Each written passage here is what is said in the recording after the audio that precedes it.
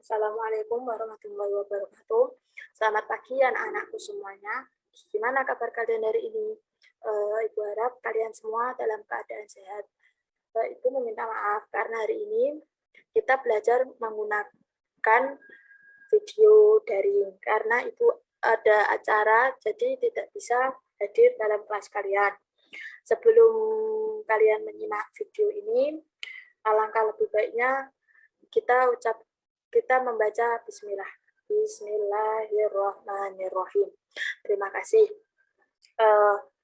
Sebelum lanjut ke materi ketiga, mari kita ulas materi sebelumnya agar kalian mengingat kembali materi sebelum ini itu apa.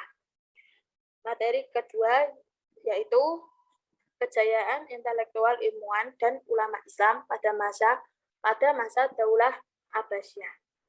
Di sana tuh ada ada ilmuwan biasa sama ulama Islam.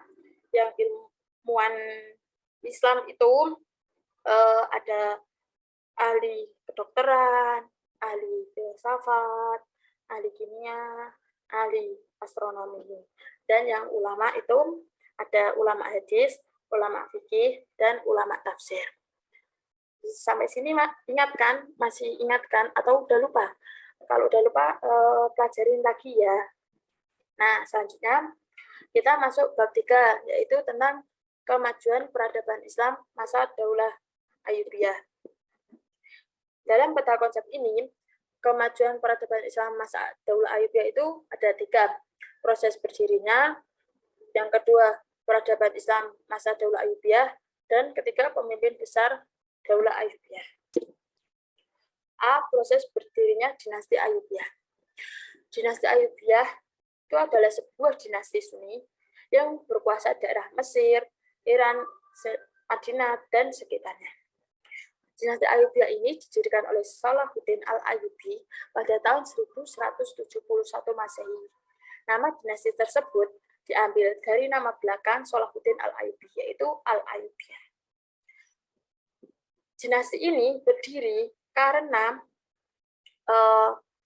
saat Mesir dikuasai oleh tentara Salib dan mengakibatkan melemahnya Daulah Fatimiyah, dengan inisiatif Panglima Tentara Salahuddin Asyirkuh dan saudaranya Salahuddin Al-Ayyubi, keduanya diperintahkan oleh Gubernur Syria Nuruddin Zami untuk membuat Daulah Ayyubiyah itu. Jadi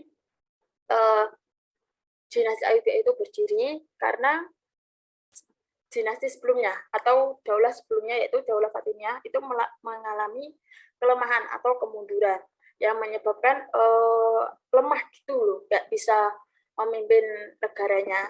Nah, makanya si Asaduddin Syirkuh dan Salahuddin Al-Ayyubi itu diperintah sama Gubernur Syria untuk membuat daulah atau dinasti Ayyubiyah. Terus, yang kedua, peradaban Islam masa Daulah Ayyubiyah. 1. Kemajuan di bidang pendidikan. Pemerintah Daulah Ayyubiyah telah berhasil menjadikan Damaskus sebagai kota pendidikan. Damaskus, ibu kota Suriah, masih menyimpan bukti yang menunjukkan jejak arsitektur dan pendidikan yang dikembangkan oleh penguasa Daulah Ayyubiyah tersebut.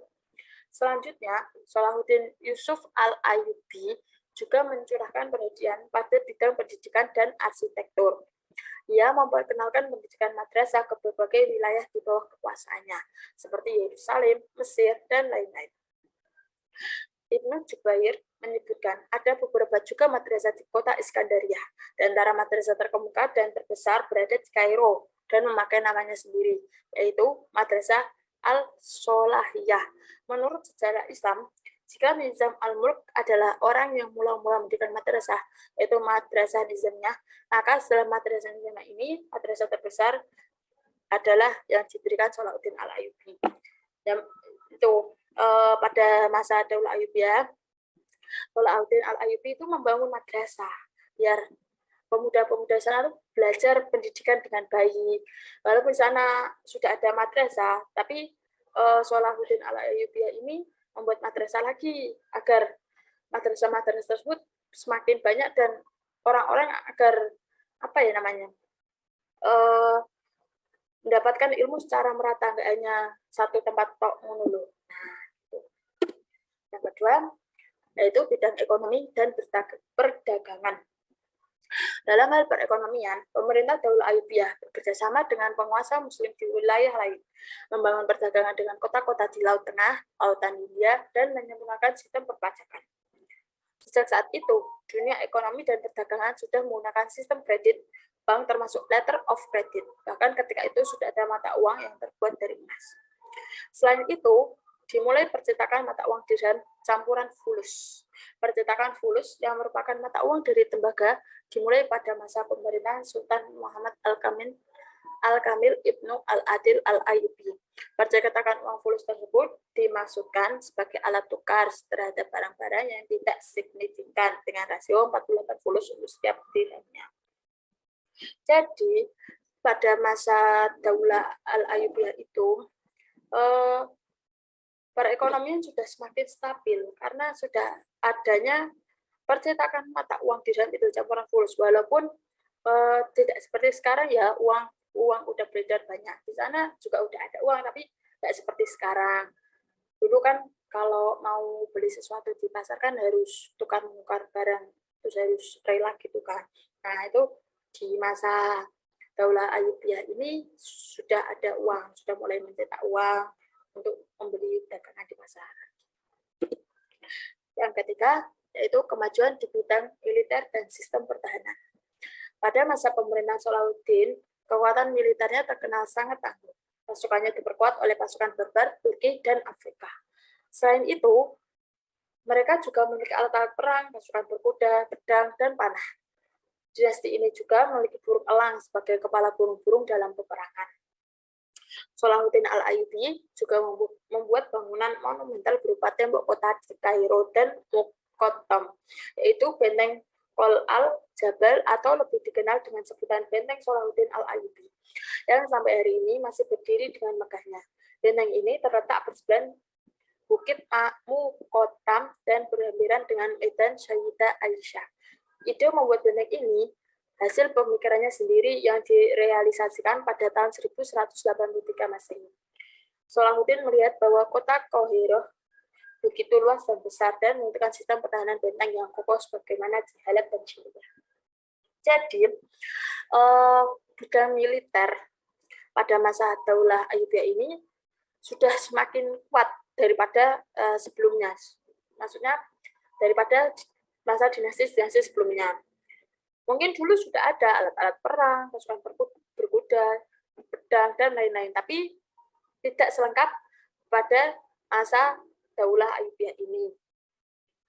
Dan Salahuddin juga membuat bangunan monumental, kayak tembok benteng pertahanan. Jika diserang musuh kan mereka bisa ngumpet di benteng tersebut. Jadi ya lebih aman gitu, lebih kuat. Nggak kayak dinasti sebelumnya. Beliau Salahuddin Al-Ayyubi mendapatkan ide itu melihat dari kota Halab dan Syria yang sudah mempunyai benteng itu. Makanya dia berpikir untuk membuat itu. Selanjutnya, kemajuan di bidang pertanian. Untuk memenuhi kebutuhan masyarakat Mesir dan daerah lainnya pada sektor pertanian, Daulah Ayyubiyah telah menggunakan sistem irigasi, pembangunan waduk, dan bendungan, serta terusan untuk mengairi kebun dan pertanian. Para petani ini merasakan manfaat dari fungsi irigasi, waduk, dan terusan yang dibangun ini. Salah satu hasilnya yaitu kurma, gula, dan gandum. Salahuddin Al-Ayyubi memulai karir politiknya ketika ia masih muda. Ketika itu, sang ayah yang bernama Najmuddin bin Ayyub menjabat sebagai komandan pasukan di kota Ba'tabak, sebelah utara Syurika.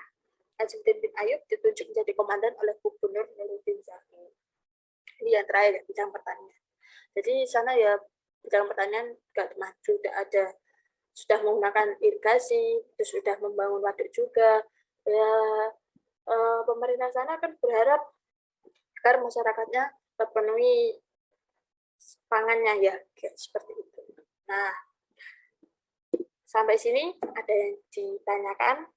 Jika ada yang ditanyakan, kalian bisa komentar di bawah video ini atau boleh langsung chat ke nomornya saya. Gitu ya. Jangan lupa tugasnya, saya beri tugas ya. Tugasnya yaitu bercerita. Minggu depan, jika saya masuk dalam kelas, saya akan tunjuk satu orang untuk bercerita tentang, satu atau dua orang lah, untuk bercerita tentang dinasti Al-Ayyubiyah itu. Oke, kurang lebihnya saya minta maaf. Saya akhiri sampai di sini. Alhamdulillahirrahmanirrahim. Wassalamualaikum warahmatullahi wabarakatuh.